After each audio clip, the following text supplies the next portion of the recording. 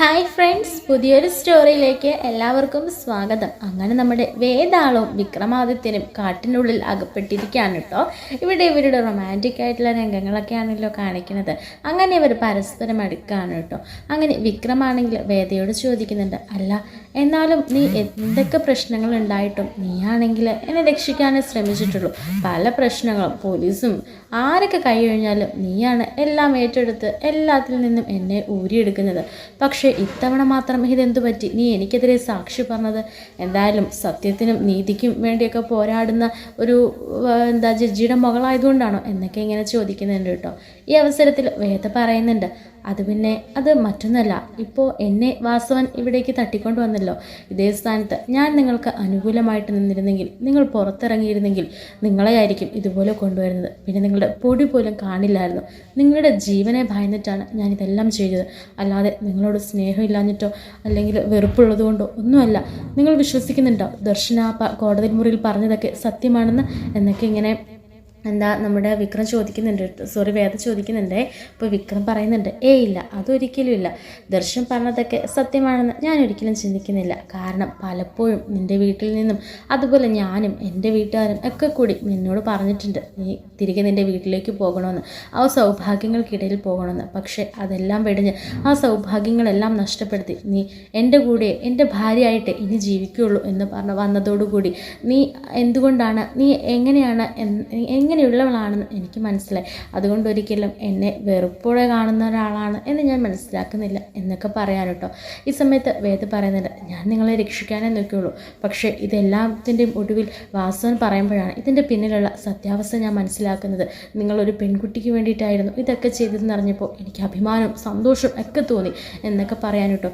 അങ്ങനെയുള്ളപ്പോൾ നിങ്ങൾ ജയിലിൽ കിടക്കേണ്ട ആളല്ല എന്നിങ്ങനെ പറയാൻ കേട്ടോ. ഈ സമയത്ത് വിക്രം ഒന്നും തന്നെ പറയുന്നില്ല കേട്ടോ.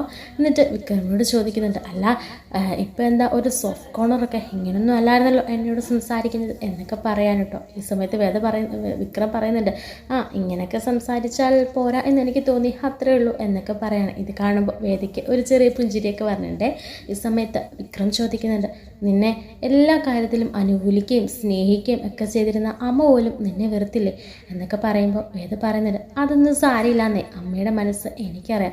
എനിക്കൊരു ആപത്ത് വന്നപ്പോൾ എന്നെ കൂടെ നിർത്തിയ എൻ്റെ അമ്മ. അതുകൊണ്ട് എനിക്ക് ആ അമ്മയുടെ മനസ്സ് എനിക്ക് നന്നായിട്ട് അറിയാം. ഇപ്പോൾ നിങ്ങളെന്നെ മനസ്സിലാക്കിയില്ലേ, അതുപോലെ തന്നെ നാളെ ഒരിക്കൽ അമ്മയും എന്നെ മനസ്സിലാക്കും. അതൊന്നും ഓർത്ത് വിക്രമാദിത്യന് ടെൻഷൻ അടിക്കണ്ട കേട്ടോ എന്നൊക്കെ പറയാൻ കേട്ടോ. എങ്കിലും കൊള്ളാം, ഈ കാടും ഈ കാട്ടിലെ ചില രസകരമായ കാഴ്ചകളും ഈ കാട്ടിലൂടെ വന്നിട്ടുള്ള എൻ്റെ അനുഭവം ഒക്കെ എന്തായാലും രസകരമായ മുഹൂർത്തങ്ങളാണ്. നാളെ വെറുതെ ഇരിക്കുമ്പോൾ ഇതൊക്കെ ഓർത്ത് ചിരിക്കാമല്ലോ എന്നൊക്കെ പറയാൻ കേട്ടോ. ഉടനെ വിക്രം പറഞ്ഞത്, നല്ല രസകരമായ നിമിഷങ്ങളായിരുന്നു. എൻ്റെ ഉറക്കം നഷ്ടപ്പെട്ടെന്ന് പറഞ്ഞാൽ മതി. നീ സുഖമായിട്ട് കിടന്നുറങ്ങിയപ്പോഴേ ഞാൻ നിനക്കിവിടെ കാവലിരിക്കുമായിരുന്നു എന്നൊക്കെ പറയാൻ കേട്ടോ. ഈ സമയത്ത് വേദ പറയുന്നുണ്ട്, അങ്ങനെ വേണം ഭാര്യയ്ക്ക് വേണ്ടിയിട്ട് ഒരു ഭർത്താവ് കാവലിരിക്കുന്നതിൽ ഒരു തെറ്റുമില്ല. ഈ ഒരു ശരീരവും രണ്ട് മനസ്സും എന്നൊക്കെ പറയുന്ന പോലെ, ഒരു ശരീരവും ഒരേ മനസ്സും എന്നൊക്കെയല്ലേ പറയുന്നത് ഒരു ഭാര്യ ഭർത്താവ് ഒരു കുടുംബ ജീവിതത്തിൽ. അതുപോലെയല്ലേ ഇപ്പോൾ വേണ്ടത്. അതുകൊണ്ട് തന്നെ എനിക്കെന്തെങ്കിലും ഒരു ആപത്ത് വന്നാൽ നിങ്ങൾക്ക് എന്തെങ്കിലും ഒരു ആപത്ത് വന്നാൽ ഞാനും പങ്കിടണ്ടേ എന്നൊക്കെ ചോദിക്കാൻ കേട്ടോ. എന്നിട്ട് അതിൽ നിന്നൊക്കെ കരകയറുന്നത് നമ്മൾ ഒരുമിച്ചില്ലേ, അപ്പോഴല്ലേ ആ ഒരു കുടുംബം സ്വർഗ്ഗതുല്യമാകുള്ളൂ എന്നൊക്കെ പറയാൻ കേട്ടോ. ഇപ്പോൾ ചിലപ്പോൾ ഈശ്വരൻ ഇങ്ങനൊരവസ്ഥ നമുക്ക് വെച്ചത് നമ്മളെ കൂടുതൽ മനസ്സിലാക്കിപ്പിക്കാനൊക്കെ ആയിരിക്കും, അല്ലേ വിക്രമ എന്നൊക്കെ ചോദിക്കുന്നുണ്ട് കേട്ടോ. അപ്പോഴും വിക്രമാണെങ്കിൽ ഒരു പുഞ്ചിരിയൊക്കെ ഇങ്ങനെ തൂക്കിക്കൊണ്ടിരിക്കുകയാണേ.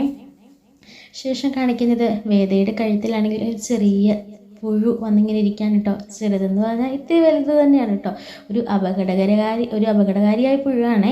ഇത് കാണുമ്പോൾ ഇങ്ങനെ വേദയുടെ കഴുത്തിലേക്ക് തന്നെ വിക്രം നോക്കിയിരിക്കാൻ കേട്ടോ. വേദ ചോദിക്കുന്നു, എന്ത് പറ്റി എന്ന് ചോദിക്കുമ്പോൾ പെട്ടെന്നൊരു കൈയെടുത്ത് തോളിലേക്ക് ഇങ്ങനെ വെക്കുകയാണ് കേട്ടോ. അപ്പോൾ വേദയ്ക്ക് ചെറിയൊരു നാണം വരികയാണ്. അങ്ങനെ വേദയുടെ കഴുത്തിനരികിലേക്ക് ഇങ്ങനെ വിക്രം വരികയാണ്. അങ്ങനെ പെട്ടെന്ന് തന്നെ ആ ഒരു പുഴുവിനെ ഇങ്ങനെ എടുത്ത് കളയുന്നുണ്ട് കേട്ടോ. പെട്ടെന്ന് വേദ ഓർത്തു വിക്രം ഇങ്ങനെ അടുത്തേക്ക് വരുന്നത് തന്നെ ചുംബിക്കാനെന്ന്. ഒരു സന്തോഷവും എന്നാലൊരു വെപ്രാളമൊക്കെ വേദയ്ക്ക് തോന്നി. പെട്ടെന്ന് പുഴുവിനെ എടുത്തിങ്ങനെ കളഞ്ഞപ്പോഴത്തേക്കിനും വേദ ചോദിക്കും, ഇതായിരുന്നു ഇതിന് നിനക്ക് പേടിയില്ല? അല്ല പേടിയുണ്ട്, അല്ല എനിക്ക് എന്തിനും നേരിടാൻ വേണ്ടി വിക്രമുണ്ടല്ലോ, അപ്പോൾ ഞാൻ പേടിക്കണ്ടല്ലോ എന്നൊക്കെ പറയാൻ കേട്ടോ. ആ സമയത്തും വിക്രമിൻ്റെ ഇങ്ങനെ നെഞ്ചോട് ചേർന്ന് നിൽക്കാതിരിക്കുക വേദയെ പെട്ടെന്ന് നെറ്റിയിലൊരു ഉമ്മയൊക്കെ കൊടുക്കുന്നുണ്ട് കേട്ടോ. വേദ ഇങ്ങനെ നോക്കി ചിരിക്കുകയൊക്കെ ചെയ്യുന്നുണ്ട് കേട്ടോ. അങ്ങനെ രസകരമായ ആ ഒരു മുഹൂർത്തമൊക്കെ ആയിരിക്കും കേട്ടോ കാണിക്കുന്നത്. ശേഷമാണെങ്കിൽ മാഷാണെങ്കിൽ ആകെ സങ്കടപ്പെട്ട് നിൽക്കാൻ കിട്ടും. അപ്പോൾ കമലാമ്മ ചെന്നിട്ട് മാഷിനോട് പറയുന്നുണ്ട്, മാഷേ എന്തിനാ ഇങ്ങനെ സങ്കടപ്പെട്ടിരിക്കുന്നത്? അവളെവിടെയെങ്കിലും പോയിട്ടെങ്കിൽ വരും, അവളുടെ വീട്ടിലെ വല്ലതും ആയിരിക്കും. ഏയ് വീട്ടിലൊന്നും അല്ല, ശ്രീജ വിളിച്ച് ചോദിച്ചിരുന്നല്ലോ, അപ്പോൾ വീട്ടിലില്ലെന്നാ പറഞ്ഞത്. പിന്നെ പിന്നെ അവൾ എവിടെ പോകാനാ?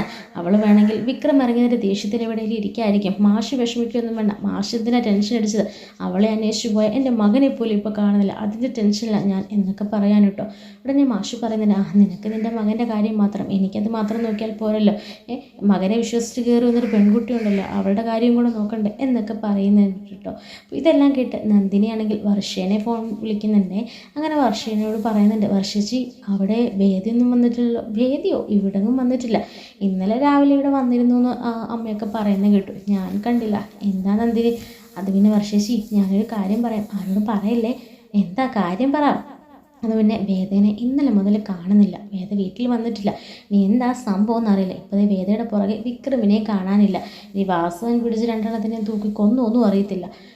എന്താ സംഭവം എന്നൊരു പിടിയില്ല. ഞങ്ങളോർത്തു ഇനി അവിടെ ഉണ്ടായിരിക്കുന്നു. ഇപ്പോൾ അമ്മ പറയായിരുന്നു ഇനി വിക്രം ചിലപ്പോൾ ഇറങ്ങിയതിൻ്റെ ആ ഒരു മനോവിഷമത്തിൽ ഇനി ഇരിക്കായിരിക്കുമെന്ന്. എന്താ സംഭവം എന്നറിയില്ല എന്നൊക്കെ പറയാനിട്ടോ. ഉടനെ വർഷ പറഞ്ഞു, നീ പറഞ്ഞ സത്യമാണോ? സത്യമാണോ? എങ്കിലൊന്ന് ആഘോഷിക്കണമല്ലോ എന്ന് പറയാനേ. വാസവൻ പിടിച്ചുകൊണ്ട് പോയാൽ മതിയായിരുന്നു രണ്ടിടത്തിനെ എന്നൊക്കെ പറയുന്നുണ്ട് കേട്ടോ. അങ്ങനെ പിന്നീട് ശ്രീകാന്തിനോട് ഈ കാര്യങ്ങളൊക്കെ വർഷ പറയാനിട്ടോ. അങ്ങനെ അമ്മയും മുത്തശ്ശിയും ഒക്കെ ഈ കാര്യങ്ങൾ അറിയുകയാണേ. പെട്ടെന്ന് തന്നെ എന്താ ശ്രീകാന്ത് പറയുന്നുണ്ട്, അവനായിരിക്കും അവളെ എന്തെങ്കിലും ചെയ്തത്, അവളെ തട്ടിക്കൊണ്ട് പോയത്, അവനെതിരെ സാക്ഷി പറഞ്ഞതല്ലേ എന്നൊക്കെ പറഞ്ഞ് ശ്രീകാന്ത് അങ്ങ് ചൂടാകുകയാണ് കേട്ടോ. ഈ സമയത്ത് അച്ഛമ്മ പറയുന്നുണ്ട്, ഒരിക്കലും അവൻ അങ്ങനെ ചെയ്യില്ല, അവന് മനുഷ്യൻ്റെ മനസ്സ് മനസ്സിലാക്കാൻ അറിയാം. അതുകൊണ്ട് തന്നെ വേറെ എന്തെങ്കിലും ഒരു കാര്യം ചെയ്തിട്ടുണ്ടെങ്കിൽ അതിന് പിന്നിൽ യഥാർത്ഥത്തിൽ എന്തെങ്കിലും ഉണ്ടെന്ന് അവനറിയാം.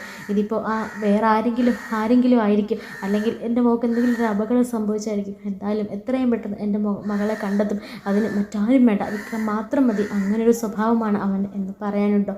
ഉടനെ നമ്മുടെ വേദയുടെ അച്ഛനും വന്നിട്ട് പറയുന്നുണ്ട്, വിക്രം അവളെ കണ്ടുപിടിച്ചോളും, അവൾക്കൊരാപത്ത് വരാൻ വിക്രം അനുവദിക്കില്ല, അവൻ അതിന് സമ്മതിക്കില്ല എന്ന് പറഞ്ഞിട്ട് പോകുകയാണ്.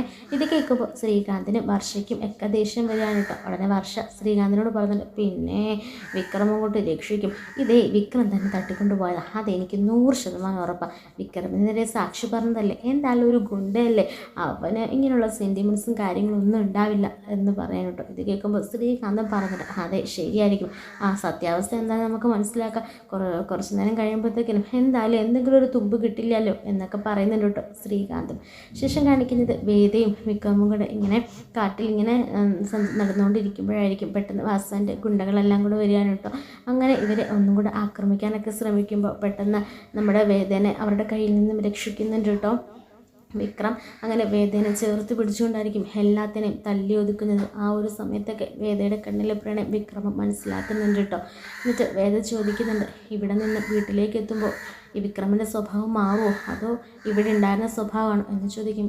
എനിക്ക് മാറേണ്ട കാര്യമൊന്നുമില്ല എന്നൊക്കെ പറയാൻ കേട്ടോ. ഈ സമയത്ത് വേദ ചോദിക്കുന്നുണ്ട്, അല്ല ഞാൻ എന്തെങ്കിലും തെറ്റ് ചെയ്തായിട്ട് നിങ്ങൾക്ക് തോന്നുന്നുണ്ടോ എന്ന് ചോദിക്കും. നീ എന്ത് തെറ്റ് ചെയ്തു എന്നാണ് പറയുന്നത്? നീ കണ്ട കാര്യങ്ങൾ നീ വെളിപ്പെടുത്തി, അതിൽ യാതൊരു തെറ്റും ഞാൻ കാണുന്നില്ല എന്ന് പറയാൻ കേട്ടോ. ഈ സമയത്ത് വേദ പറയുന്നുണ്ട്, എന്നെ ഒരിക്കലും ഉപേക്ഷിക്കില്ലല്ലോ എന്നൊക്കെ ചോദിക്കുകയാണ്. സമയത്ത് വിക്രം പറയുന്നുണ്ട്, നിന്നെ ഉപേക്ഷിക്കാൻ ഞാൻ ഇപ്പോൾ മനസ്സറിഞ്ഞ് തന്നെയാണ് പറയുന്നത്, നീയാണ് എൻ്റെ ഭാര്യ, നീ തന്നെയല്ലേ പറഞ്ഞത് ഇനി മരണം വരെ നീ ആയിരിക്കും എൻ്റെ ഭാര്യ എന്ന്. അപ്പോൾ ആ ഒരു കാര്യം ഞാൻ മാറ്റാൻ ശ്രമിക്കുന്നില്ല, ഇനി ഞാൻ മരിക്കുന്നിടം വരെ നീ തന്നെയായിരിക്കും എൻ്റെ ഭാര്യ എന്ന് പറയാനിട്ടോ. അങ്ങനെ സ്നേഹത്തോടെ സന്തോഷത്തോടെ വേദനയും കൂട്ടിക്കൊണ്ട് വീട്ടിലേക്ക് ചെല്ലിയാനിട്ടോ നമ്മുടെ വിക്രം.